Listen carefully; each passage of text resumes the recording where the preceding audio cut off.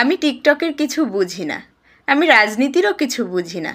অল্প কিছু মাস হলো টিকটকে এই অ্যাকাউন্টটি ক্রিয়েট করেছি। আমার একটি ফেসবুক পেজ আছে যেখানে আমার একান্ত নিজস্ব অনুভূতিগুলো শেয়ার করে থাকি। সেই ভিডিওগুলোই আমি টিকটকে আপলোড করি। যদি কারো ভালো লাগে তাহলে আমার ফেসবুকের সাথে যুক্ত হতে পারেন। অনেকের কিছু কমেন্ট দেখলাম এবং অসংখ্য মেসেজ দেখলাম।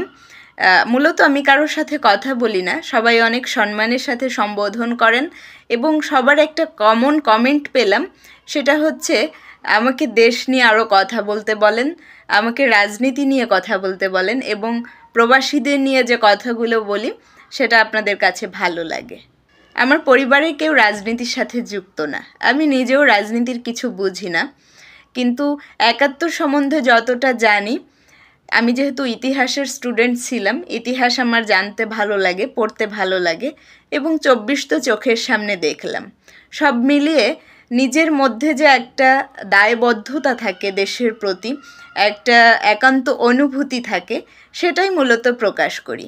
এছাড়া নির্দিষ্ট কোনো রাজনৈতিক দলের পক্ষে আমি নই বা বিপক্ষেও আমি নই, কিন্তু ডক্টর মোহাম্মদ ইউনূস স্যারকে অত্যন্ত পছন্দ করি, অত্যন্ত সম্মান করি। যেহেতু ওনার সম্বন্ধে আমাদেরকে জানতে দেওয়া হতো না, যদি সত্যি ওনার সম্বন্ধে পুরো জাতি জানতো তবে ওনার আরও বেশি কদর থাকতো, কিন্তু ওনার সম্বন্ধে তো আমাদেরকে জানতে দেওয়া হতো না। তারপরও আমরা যারা নতুন কিছু সব কিছু জানার প্রতি যারা উদ্গ্রীব থাকি, তারা ওনার সম্বন্ধে অনেক আগে থেকেই জানি। তো এখন উনি যেহেতু আমাদের দেশ নায়ক, সেহেতু ওনার সম্মানার্থে বা ওনার কেউ অসম্মান করার চেষ্টা করলে তার প্রতিবাদ স্বরূপ তো কিছু বলতেই হয়। সে জায়গা থেকেই মাঝে মধ্যে কিছু কথা বলি এবং আমি যেহেতু প্রবাসে আছি, প্রবাস জীবনটাকে আমি খুব কাছ থেকে দেখতে পাই, সে জায়গা থেকে প্রবাসীদের নিয়ে হয়তো মাঝে মধ্যে কিছু বলি।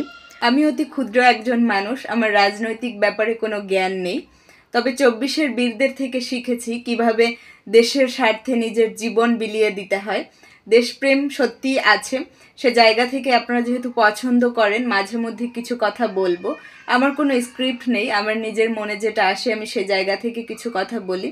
তবে একটা কথা না বললেই নয়, আমি ডক্টর মোহাম্মদ ইউনূস স্যারকে অত্যন্ত পছন্দ করি। আমি চাই তিনি যেন আমাদের বাংলাদেশে আরও দীর্ঘ সময় দায়িত্ব পালন করতে পারেন, তাকে যেন সেই সুযোগ ও সময় দেওয়া হয়।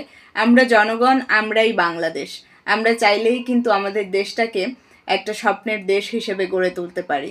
তো আমাদের সদা প্রস্তুত থাকতে হবে কোনটা আমাদের জন্য কল্যাণ, কোনটা কল্যাণ নয়, সে বিষয়ে সজাগ থাকবার। সবাই ভালো থাকুন, সুস্থ থাকুন।